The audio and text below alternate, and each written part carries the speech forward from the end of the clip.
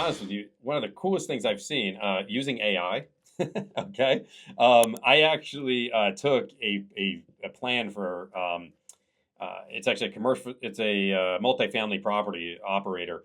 He gave us his plan, and we actually dumped it into two different. We used Gemini and we were using ChatGPT, and we asked both of them to strategize and helping us develop a secondary strategy to dealing with situations where you're dealing with high tenant occupancy in a hurricane prone area. And so there's many different nuances to it, and it's really just thinking about the alternative strategy to whatever the clear path is. So the clear path is that we have communication. It was a relatively dry storm, but we did sustain some damages. Okay, these are the things that we would do. These are the people that we would call, and that's pretty straightforward. But every time that you write down something saying send email to unit owners with updates on a weekly basis, okay, well, what happens if your access to emails on your phone, it's limited? Is there alternative? Would be WhatsApp or some other type of multifaceted communication technology, right? What is the frequency of that communication? And also, what are the limitations of that information? How much information are you going to provide? And then, and make sure you educate your unit owners about that ahead of time, because I do see a lot of fighting going on in the board meetings following storms going, you're not telling us this, this, and this. But if you clearly define what information is going to get disseminated in those points in time, and how it was going to be, if it's via text message, it's only going to say this. If it's via email, it's going to provide that. If it's in writing, it'll be this. You can strategize around those things, and those are a lot of things that we see, George, is that there's many different ways to communicate these days. Because of cell phones and technology and particularly with the access to cell phone communication or cellular the devices is significantly better in today's storms than they were, let's say, 5 years ago. The federal government working with private companies is doing such a better job at it. They're setting up mobile towers instantly. They have them literally staged right with the FP&L trucks. They're ready to go in there. And then you see like Elon Musk's company, like with the Starlink, go in there, and they're doing a lot of efforts in sending those signals right into the area. So it's not as limiting, it's not as big of an issue, but it is going to be limiting because of the volume of people that instantly are on there that want to be influencers, okay, that are uploading videos and pictures, and not really your emergency services stuff, which it really should be dedicated to. So you're kind of contending with the influencer, and so you just got to make sure that you have that plan B. And there's many things that we can kind of break down to, and I think I mentioned a few of them here. Yeah, I think you're in a tough spot as a property manager as well as a board member. You don't want to overreact, but you also obviously want to be ready, and having an agreement amongst the decision makers ahead of time of what you're going to do at each phase, and identifying, clearly defining what that phase is, and everybody buying in on it, will make it a lot easier to explain or justify the situation down the road. And because the fact of the matter is, if the storm doesn't hit and you've spent money preparing and doing things, it's very easy for someone to become very critical of you if there's not an agreement amongst the decision makers, and it wasn't clearly defined and communicated to the unit owners as well as the tenants in the property. So just getting an agreement amongst decision makers that, hey, this is what we're going to do. I think it varies from property to property, because some are extremely tall, thin properties. Some are very large, widespread, multiple buildings, systems everywhere. I think it's just such a unique situation, and going through that plan and rehearsing it, as you mentioned, is so important, because you'll be able to identify shortcomings in the plan, as well as things you might want to avoid, or things you want to phase out or phase later into the plan, as it becomes more of a serious thing. Things that are going to cost more money, things that are going to be more extensive and disruptive to the process. I think there just needs to be an agreement amongst it, particularly for your property, and something that needs to be that's something that you can rehearse. And I think it's really important that you understand they're doing predictions farther out now. And they like to believe that those predictions are better. But statistically speaking, you can argue it either way. Okay. But I mean, the Weather Channel is getting a hell of a lot of ad revenue out of it, so I don't think they're going to stop. And if they can predict this thing 30 days out, they're going to start doing it just so they can sell more ads, right? So, but just know, social media is a hype machine too. So everybody gets all excited. Everybody wants to run ahead of the plan and be proactive and think that's in the best interest, but it may not be, because it could disrupt, the quality living situation for unit owners for absolutely no reason. So you have to strike a balance, and that balance, I believe, is with the decision makers agreeing and also communicating the expectation of what we're going to do and when we're going to do it and how we're going to do it, and really tailoring that to your current situation, and just really not believing that it's a one size fit all. If you just think that you can just take the boilerplate plan and just institute it and follow the emails and everything else and avoid liability, I think the running to legal counsel to figure out how to protect myself from claims is also something a lot of people fall victim to. And I heed you warning, when you're doing, when you're dealing tax planning, and if you talk to a lawyer and you talk to an accountant, they're going to give you two different opinions. Just like if you talk to an insurance agent, they'll give you a completely separate opinion as well. The reality of it is that it's not a one size fits all. This is not so much about legal liability as it is about the health and life and safety of your unit owners, but also about communication and setting proper expectations, so that people can make decisions for themselves as to whether to stay, to leave, to comply with an evacuation, to not to comply. There's been a lot of conversation around, can I force them to leave? Can I chain the doors? And all this other the stuff that I hear all the time, and which bring up legal questions and nuances to it. But there's so much information out there at this point regarding those specifics. We can certainly share more of that as well. All right. I will say this is actually a rather complicated claim in today's current insurance environment because of policy conditions that may have been added to your policies through endorsement. We have one particular insurance company out there that basically says that if you're going to spend more than X dollars, you have to give us notice within 72 hours of your intent to spend it. You have to provide us all the documents in support of it. And then we're going to go through a review process and then tell you whether or not we're in agreement with it. If we're not, we're going to tell you how to change it. And by the way, if you don't do all of that, you're capped at X dollars no matter how much more you spend. And then on another part of the policy, it says you have a duty and obligation to mitigate, stop your damages from getting worse, and protect your property. It's quite the, what we like to say, illusory issue, which is that on one hand, I have to protect my property from more damage, which logically makes sense. And on the other side, it's saying that I have to wait for your review process, even though I have this licensed professional at my property with all of this team of people checking and doing all those things, telling me I have to do this and I have to do this now. If I don't, they're going to go to another property. So you're in a bit of a conundrum when it comes to some of these endorsements. So the first step is look closely at your policy. Look very closely at your policy, making sure you have a certified copy of your policy and making sure you looked at every one of your endorsements into looking for the language in there regarding your duties in the event of a loss or what you're supposed to do in a post-loss situation. I tell managers all the time, as soon as you find that section, if you need help finding it, let me know. The KW claims team will certainly walk you through and how to identify all of those sections that are related to this issue, and we will imprint it. Print out that section and stick it in your drawer, and make sure that you have it handy. It's almost like a checklist. It's an automatic checklist of your contractual obligations to your insurance company to ensure that you have done everything you're supposed to do, so that triggers their obligation, or should trigger their obligation, to pay you. And that really is where you need to start. Now, the other side of that, though, is, as I mentioned, is mitigation.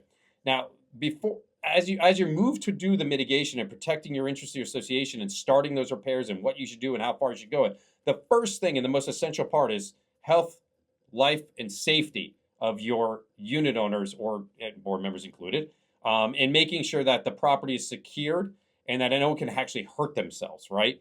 And so making sure you do those things are always justifiable and always easily to explain away, and obviously easy to submit to an insurance company. The next step is to clearly identifying what the scope of the actual damage is and making sure that you're supporting those issues. More so today than ever before, it's very important that you have an amazing amount of data and information supporting the efforts it takes to mitigate and also repair. The justification for it is what the insurance companies are looking for.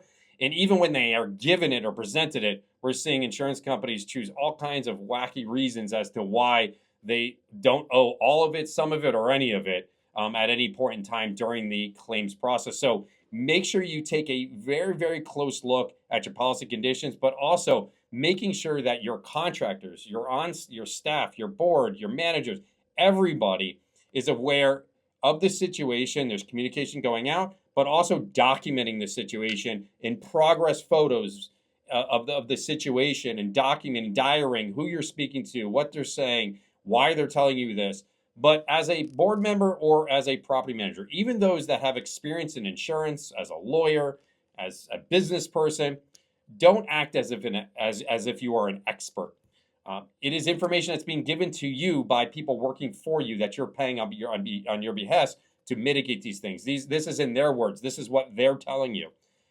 You can use your experience to help navigate and identify areas where someone may be taking advantage of the situation. But when assessing these scope and issue of your property, it's important that you collect all the data information, evaluate it, and properly communicate that to the insurance company.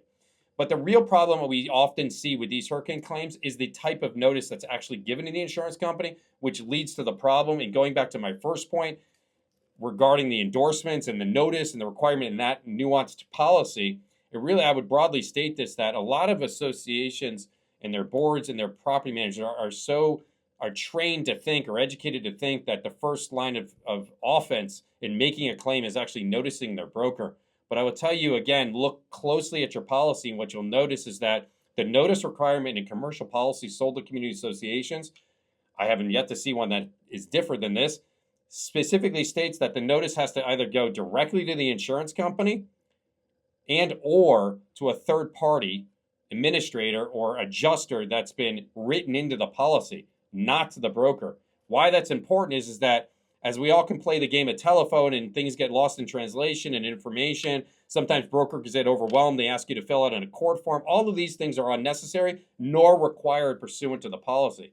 So issues we see with regards to handling repairs and waiting for the insurance company to give notice usually relates back to the notice, how it was given, the reserve that was set on it, the type of damages that were reported, and usually is through a game of telephone. They called the broker's busy dealing with 15, 20, 100 other claims, doesn't give accurate information to the insurance company. Oh, by the way, that's on you, the insured, the association, for failing to comply with the policy and giving requisite notice to the actual party it says in the contract it needs to go to. And you know what? We're not going to pay your claim. And that's oftentimes what we see happen here. So notice is really the third most important thing. So reviewing the policy, understanding what your duties in the event of a loss are, making sure that you have competent professionals working on your behalf, providing you the data information that you need and documented in a way that it actually supports the claims that are being made. And the third thing is that notice, making sure that you've given the proper notice. And notice isn't just the initial notice of the claim, which, by the way, statistically speaking, is usually where most claims result in denial or underpayment of a loss. But it's also if you engage with the KW claims team, what statistically speaking, you will receive a significantly better benefit in your policy and handling of those losses. So notice can go to how you recover, when you recover, how much you recover, and many other nuances to it, and also less stress. Okay, making sure that you have competent professionals there that are handling or supporting you in that notice, and the notice is going to the requisite parties in the process is also super important and tantamount to a positive claim experience. Anything that you can avoid that may affect a claim, going too fast, too soon in the process. I understand the desire to get back to life as it once was before the storm, but unfortunately, you do have the obligation to prove your damages. Okay, and if you have an obligation to prove your damages, if you understand the fundamentals of insurance, really what you should be doing is mitigating your damages, stop, evaluating the loss, understanding what the full value of your claim is, both mitigation and reconstruction, what it's going to take, the scope of the loss, as we call it, or this method of repair is another nuance, nomenclature in an insurance company, right? The method of repair, the scope of the loss, understanding those concepts, recovering the money that you're entitled to, and recovering is not meaning rebuilding. That's the next step, actually. You recover the money you're entitled to, you engage with competent contractors to actually do the rebuilding for you, and then you start the rebuilding process. Most people skip from the notice to the rebuilding, and they miss everything in between. And that's where we see a lot of claims get denied, underpaid, delayed in the process when dealing, particularly after a storm. Within the first 4 months following a storm, what happens to the cost of materials and labor? It skyrockets, statistically super high. Everybody's running, everybody's buying equipment, labor, trying to lock it all and everything. And then what happens is the curve, it starts to fall, goes back to market rate. First, you need to take a step back and understand your role as a board member and or a property manager as fiduciaries, right? You need to protect the financial interest of your association and making sure that they're making the right choices, right? And when we're talking about insurance, it's a financial tool. In fact, insurance is categorically a financial service, right? Just to making sure that it's there to make you whole financially. It's not to give you the sticks and bricks, it's to give you the value of those sticks and bricks back to replace them and put you in a pre-loss condition financially. So we're talking about a very sensitive issue here. Most people don't understand the concept of it, of the role players in it. And so if you identify the role players, who your broker is and what their role is, most of them are 220 licensed in the state of Florida. They're there to sell you insurance, not manage claims. In fact, this says nothing about claims in their actual licensing. I'm also a 220 license. There's also professionals out there, 320 license, which are public adjusters. They're really the only licensed professionals under the state of Florida law that can represent your interest at the onset of a loss, or a duly licensed attorney that is acting as a public adjuster. Then they have to conform with the public adjusting laws as well. And so what we like to tell associations frequently is that contact the claims team of KW and we'll walk you through the process, whether it's through contract and our contracting our services and assisting you. And we can talk about how that all works and the cost of those different things.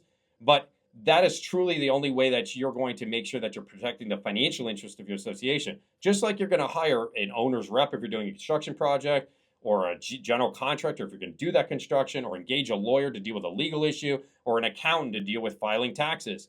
The only claims professionals out there, there are claims professionals out there that only handle claims. And if you're not engaging a claims professional, I beg the question of most attorneys, and I've challenged them on this on other panels and everything else, is how am I protecting the financial interests of my unit owners as a board member if I'm not engaging in those that are licensed specifically to do that?